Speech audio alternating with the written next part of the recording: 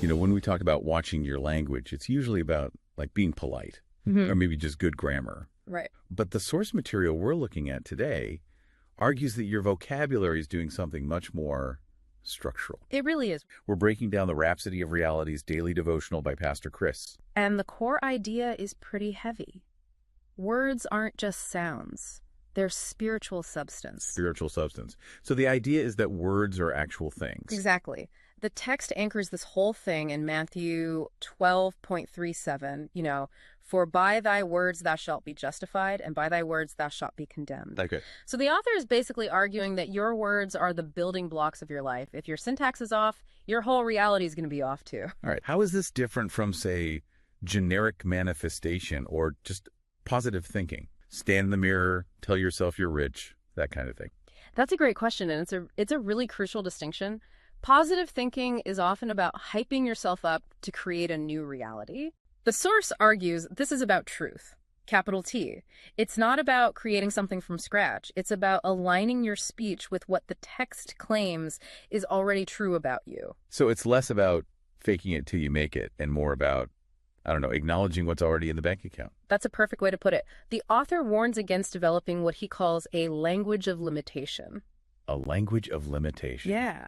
And this happens when you just, pick up phrases from your environment, from culture or habit that actually contradict your spiritual status. You end up building a whole system of thought that traps you.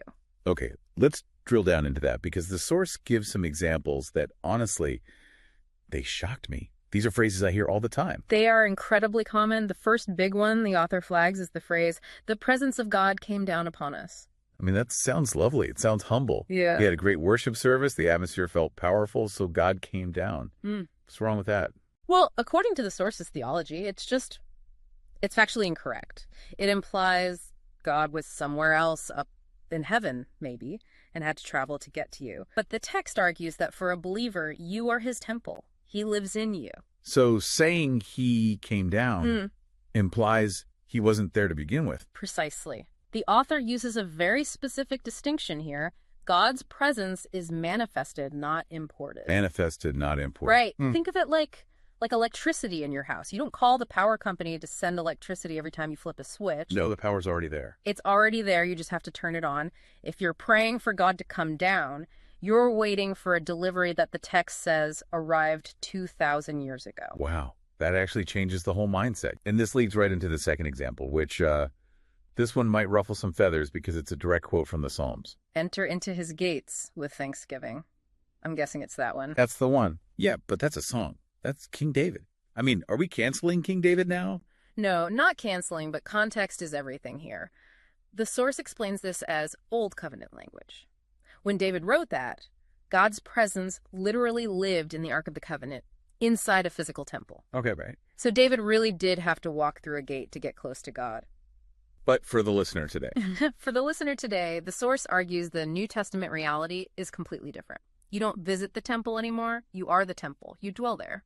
So if you keep saying you're entering, you're psychologically reinforcing the idea that you are currently outside.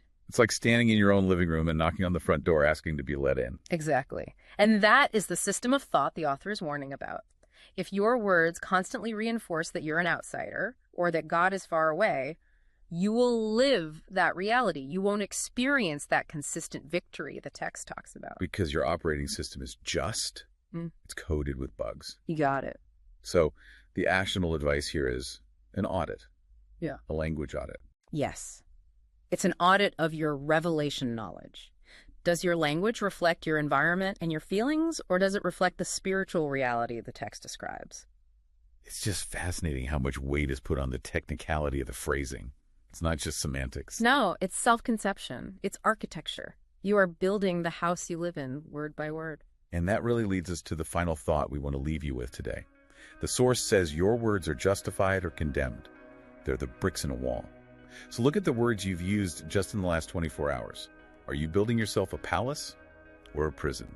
That is the question. Thanks for diving in with us. We'll catch you on the next one. We trust you were blessed by this episode. To gain unlimited access to Rhapsody of Realities by Pastor Chris, please download the Rhapsody app using the link myapp.rhapsodyofrealities.org. God bless you.